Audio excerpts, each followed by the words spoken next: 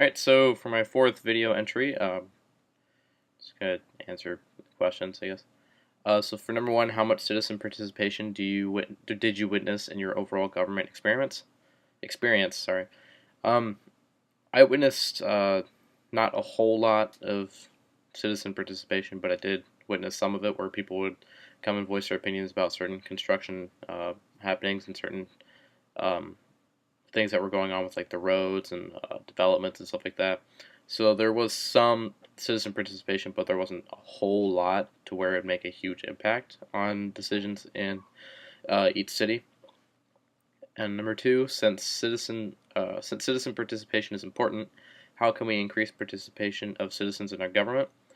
Um, I think a way that we could have our citizen participation increase is that um, maybe do maybe have like more advertisements for voting for certain things, like to vote for city council members or for certain ideas or like certain opinions. For instance, when they were building the casino, they had a bunch of signs up saying whether or not you should be for it or be against it.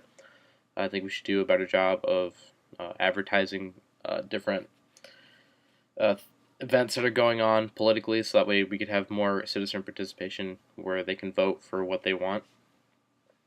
Number three, historically, the lowest rate of participation in government is among the 18 to 26-year-old group. Propose one solution to fix this.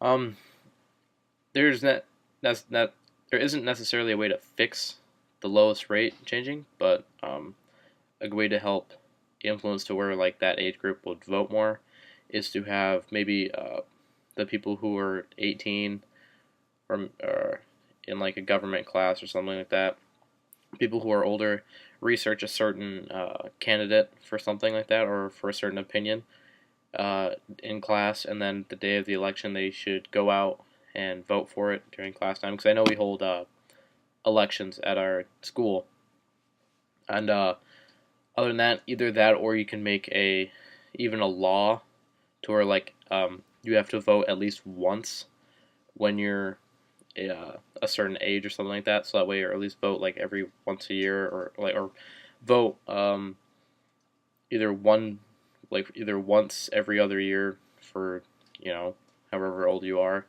That would be a good way to help bring that age group up from the lowest um, rate for participation.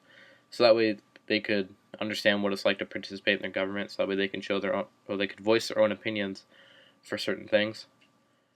And then number four, identify and explain a problem you've observed in during your experiences.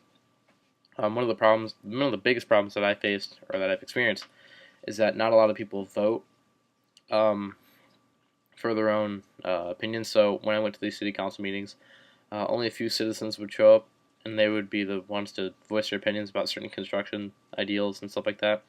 And so they were the only ones that were there to swing the city council's vote or decision based on whether or not they should do something with the construction or not. So only one person swinging their opinions really only goes to one side instead of having say two people with a different opinions. That way they could both kind of argue it out in a sense to where the city council would have a better way to change that. And a solution to the problem that I've identified in question four, just to have more people go to city council meetings to where they can see these different viewpoints and then have discussions and vote on whether or not the decision should be followed through or not.